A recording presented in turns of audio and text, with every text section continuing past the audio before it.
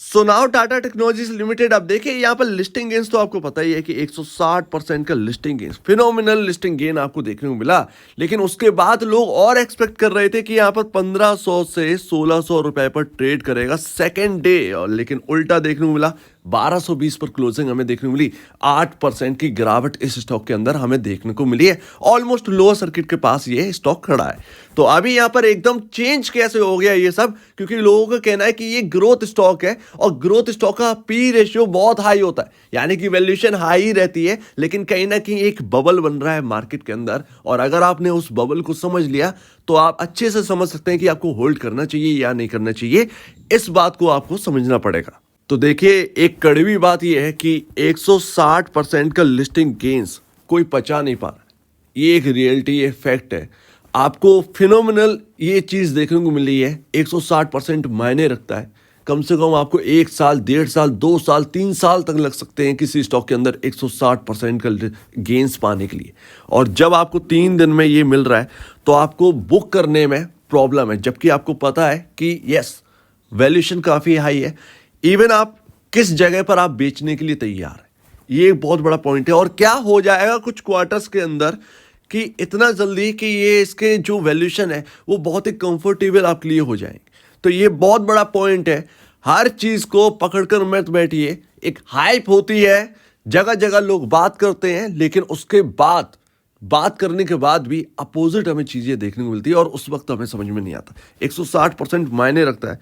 1400 का हाई है, ये टॉप मान के चलिएगा स्टॉक के अंदर, टॉप मान के चलिएगा। जब ये 1400 का हाई तोड़ेगा तब आप अच्छे गेंस की यहाँ पर एक्सपेक्ट करिएगा, नए गेंस की आप एक्सपेक्ट करिएगा।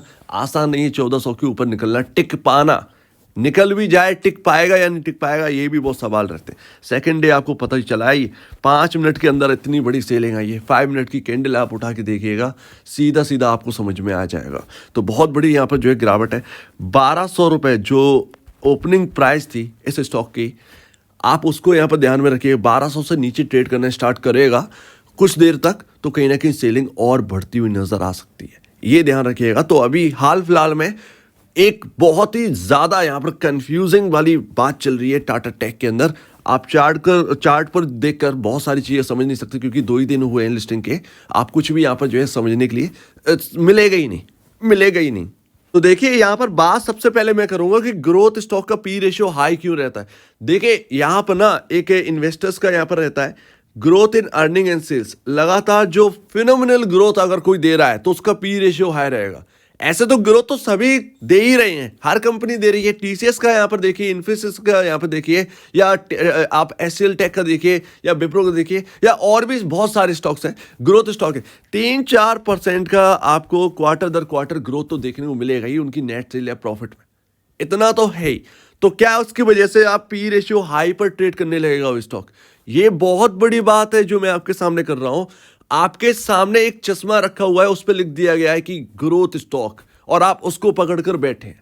ये बहुत बड़ी बात है। इसलिए मैं कह रहा हूं कि बबल बन रहा है, और ये बबल जब फटेगा ना, ऐसे स्टॉक टाटा टेक और बाकी जो केपीआईटी टेक है जो अभी भी यहां पर जो है ना हाई ट्रेड कर रहे हैं, चलो ठीक है, आप सर्विसेज के अंदर है, आप ऑटोमोबाइल के अंदर है, आप ऑटोमोबाइल के अंदर फोकस करें, बट फिर भी एक यहाँ पर ना बात आई जाती है फंडामेंटल पर। हम स्टॉक होल्ड करते हैं, कंपनी ओन नहीं करते हैं, हम स्टॉक होल्ड करते हैं, सिंपल सी बात है। अब वो एक अलग बात है कि अरे आप शेयर ओन कर रहे हैं तो हम कंपनी का एक हिस्सा ओन कर रहे हैं, वो एक अलग बात है। बट जब आप खरीदने के लिए बैठेंगे तो कहां पर बेचेंगे ये भी आपको पता होना चाहिए। ग्रोथ स्टॉक कोई फिनोमिनल ग्रोथ हमें देखने को तो मिली नहीं। ऐसा नहीं है कि 20% पर क्वार्टर यहां पर जो है ना ग्रोथ दिखा रहे हो ये स्टॉक्स, 20% पर क्वार्टर हमें ग्रोथ दे रहे हो बाकियों के कंपैरिजन। बाकी चल रहा है 9%, कोई दे रहा है 7% क्वार्टर दर क्वार्टर नेट सेल ग्रोथ या प्रॉफिट ग्रोथ, बट 20% ये एक बहुत ही बेहतरीन नंबर होता है, और ऐसा कोई नहीं कर रहा है। सारे के सारे जो स्टॉक्स हैं 3% 4% का ग्रोथ ला के दे रहे हैं, ज्यादा से ज्यादा 8%। कुछ ऐसे स्टॉक्स हैं जो 8% का क्वार्टर दर क्वार्टर ग्रोथ दे रहे हैं, उनके पी रेशियोज हाई नहीं है अभी भी, और वो कल के दिन 20% का सर्किट लगाए। इसी वजह से स्मार्ट इन्वेस्टर्स यहाँ पर जो है ना अब तैयार हैं उन स्टॉक्स को बाय करने के लिए। तो हाई पी रेशियो ना हर एक को मत दे दीजिए, हाई पी रेशियो का नाम हर एक को मत दे दीजिए। हाई ये जो ग्रोथ ना, ग्रोथ स्टॉक्स हर एक के टैग मत लगा दीजिए हर स्टॉक पर।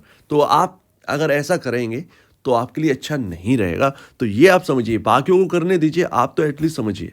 एक बहुत ही अच्छा एग्जाम्पल आपके सामने सेट करता हूं और उसके बाद हम टाटा टेक के ऊपर आएंगे। तो देखिए, एनवीडिया कॉर्पोरेशन, ये जानी मानी कंपनी है, हर एक ने नाम सुन रखा है, किसी न किसी ने इनके प्रोडक्ट यूज करे हैं। सिंपल सी बात है, इन्होंने क्या किया, एआई डाल दिया अपने ग्राफिक कार्ड्स के अंदर, एआई या कुछ और चीजें करी है एआई से रिलेटेड, जिसकी वजह से इनकी जो नेट सेल्स है 2022 में $3 बिलियन की थी, जो कि 2023 में बढ़कर $13 बिलियन की हो गई है। ये होती है फिनोमिनल ग्रोथ। आप सोचिए 4 क्वार्टर में कैसी ग्रोथ इन्होंने दिखाई होगी एनवीडिया ने, कि भाई ये $1 ट्रिलियन की कंपनी बन गई, $1 ट्रिलियन की कंपनी बन गई एनवीडिया। तो ये होते हैं ग्रोथ स्टॉक्स। इनके पी रेशियो 60 का पी रेशियो चल रहा है एनवीडिया का, 60 का पी रेशियो।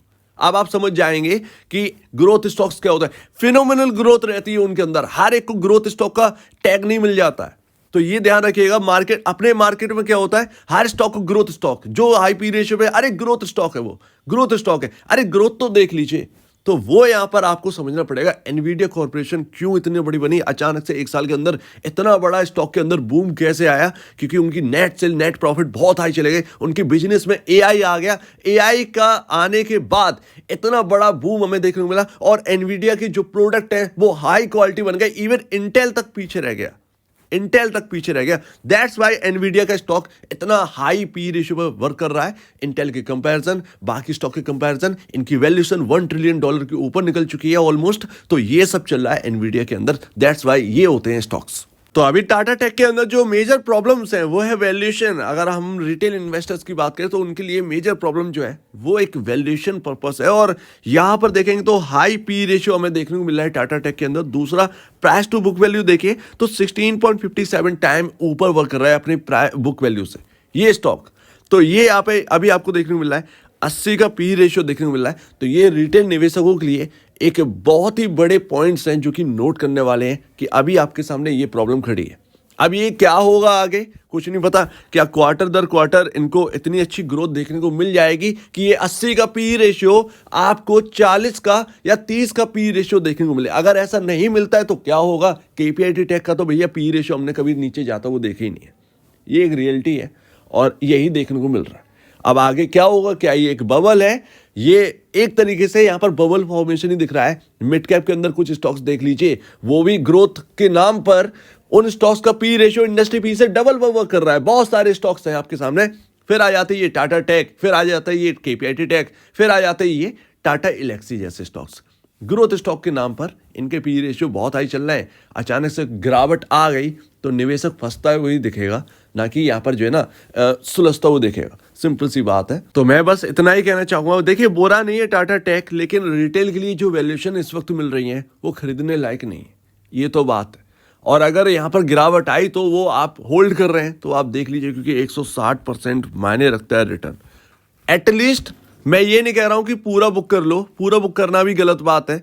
एटलीस्ट आपको कुछ पोजीशन जो है वो बुक कर लेनी चाहिए। अगर आपको आईपीओ मिल गया तो नई खरीदारी इस वक्त नहीं दिखती है, नई खरीदारी इस वक्त नहीं दिखती है। चाहे आपको कोई कुछ भी कहता रहे, अपने हिसाब से चलिए। आपका पैसा है, आपको सेफ रखना है या नहीं रखना है। मार्केट के अंदर बहुत सारे स्टॉक्स हैं जो कि मैं अभी दो और एक एग्जांपल दूंगा कि मैं कहाँ रिस्क लिया है, क्यों रिस्क लिया है। ये इससे आपको बहुत सारी चीजें समझ में आएंगी।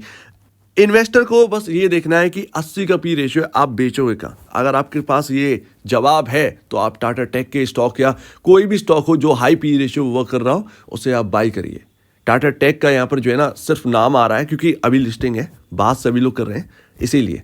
अदरवाइज कंपनी बुरी नहीं है, केपीआईटी टेक भी बुरी नहीं है। ये सब अच्छी कंपनियां हैं, बहुत ही अच्छी कंपनियां, आगे भविष्य है इनका। बट निवेशकों के लिए इस जगह पर खरीदना है स्टॉक एक अलग चीज होती है, तो वो आप समझिए। और आप ग्रोथ स्टॉक की बात कर रहे हैं ना, ये रहा आपके सामने एक बिगेस्ट एग्जांपल। 3 साल ट्रेडर्स डायरी के पूरे हो जाएंगे 14 दिसंबर के आसपास। 3 साल पहले मैंने आपको ये 100 रुपए पर मैंने कहा और लगातार मैं आपको कहता रहा कि ये स्टॉक खरीद लीजिए। जब भी मौका मिला मैंने आपसे कहा है। ये स्टॉक 7 गुना हो गया, 7.5 गुना हो गया ये स्टॉक 3 साल के अंदर अंदर। इसका मार्केट कैप 5,000 करोड़ का भी नहीं है। इस वक्त 5,000 करोड़ या ऑलमोस्ट उसके पास आ चुका होगा जहां तक है कल की 20% की तेजी की बात, क्योंकि जैसा कि मैंने शुरुआत में कहा, स्मार्ट इन्वेस्टर अब ये देख रहे हैं कि कहां पर जगह बनती है। ये स्टॉक का पी रेशियो 20 का है, इस वक्त 20 का है, और जब भी रिजल्ट आए इसका पी रेशियो डाउन गया है, नंबर्स अच्छे आए, ग्रोथ दे रहा है कंपनी, ये होते हैं ग्रोथ स्टॉक्स, लगातार ग्रोथ दे रहे हैं, इन्वेस्टर फेवरेबल है। अब आप समझिए ये होते हैं स्टॉक्स, और आप देख लीजिए, इसके बारे में स्टडी करिए, आपको समझ में आ जाएगा। एंड लास्ट यहां पर अगर आप देखेंगे तो कहीं ना कहीं बबल की बात मैं जो कर रहा हूं वो ये होता है कि कुछ स्टॉक्स को लेकर दिखाया जाता है, गिरने नहीं दिया जाता है। बहुत सारे स्टॉक्स तो जो होते हैं कोई ना कोई उसको पकड़ कर रखता है, बट जब वो गिरते हैं तो पीक बन जाता है उनके अंदर और कोलैप्स करना स्टार्ट कर देते हैं कुछ स्टॉक्स। तो अगर आप मिड कैप में देखेंगे कि 50 का पी चल रहा है, क्यों चल रहा है, जरा रीजन तो पता करिए। 50 का पी चल रहा है, आपका इंडस्ट्री पी आपका 28 का चल रहा है, बहुत सारे स्टॉक्स ट्रेड कर रहे हैं जिनके अंदर ग्रोथ है, वो कर रहे हैं 20-20, 15-15 पर ट्रेड कर रहे हैं। तो ये एक बहुत बड़ी बात है जो कि आपको समझनी चाहिए। 80 का पी रेशियो क्यों मिल रहा है ये भी आपको पता होना चाहिए। क्या फिनोमिनल ग्रोथ दिखा रहे हैं वो स्टॉक्स, ये भी आपको देखना चाहिए, तब जाकर 80 के पी रेशियो पर बाय करिए किसी भी स्टॉक को। मेरा कहना यही है कि फिनोमिनल ग्रोथ अगर होगी तो आपको देखने को मिले 15% की ग्रोथ क्वार्टर दर क्वार्टर मिल रहा हो, तब आप देखिए 3-4-5% के तो हर कंपनी दे ही रही है, ज़्यादातर कंपनियां दे रही हैं। तो वो थोड़ा सा देखिए, हर एक पर टैग मत लगाइए, अदरवाइज ये बबल फॉर्मेशन जो बन रहा है ना मार्केट के अंदर, कहीं ना कहीं वो आपका कुछ इसी तरीके से कोलैप्स होना अगर स्टार्ट किया ना, आप समझ नहीं पाएंगे। आप हर जगह बस ये देखेंगे कि अब करना क्या है, होल्ड करें कि सेल करें, या फिर सिर्फ होल्ड करिए, और तब तक आपका 50% का रिटर्न जो है ना वो धड़ा। तो वो थोड़ा सा आप समझिए, थोड़ा सा कैलकुलेट करिए, थोड़ा सा स्टडी करिए, तब जाकर आप देखिए। हर एक ज़्यादातर एनालिस्ट क्या है, बाई की रेटिंग दे रहे हैं, सेल की रेटिंग दे रहे हैं। कुछ एनालिस्ट बोल ही नहीं रहे हैं क्योंकि वो जानते हैं कि ये होना क्या है, और बोलेंगे इसलिए नहीं क्योंकि गलत हो जाएंगे, क्योंकि हो सकता है कि इसको पकड़ के रखा जाए, आपको पता चला 1220 है, 2 दिन बाद देखेंगे ये 1400-1500 हो गया, तो आप कहेंगे कि अरे यार क्या बोला था उसने, ये सब। तो इसी डर की वजह से बहुत सारे लोग बोल नहीं रहे हैं, लेकिन फिर भी एक कैलकुलेट, एक मैथमेटिक इसमें रहती है, वो आपको समझना चाहिए। फ्लोज आएंगे, स्टॉक बढ़ेगा, एक अलग बात है, उसमें सारी चीज़ें फेल हो जाएंगी, लेकिन टिक पाएगा या नहीं टिक पाएगा ये बहुत बड़ी बात होती है। तो आप क्या क्या कहना है इसके ऊपर कमेंट सेक्शन में, और अब वीडियो देखने के लिए बहुत धन्यवाद दोस्तों।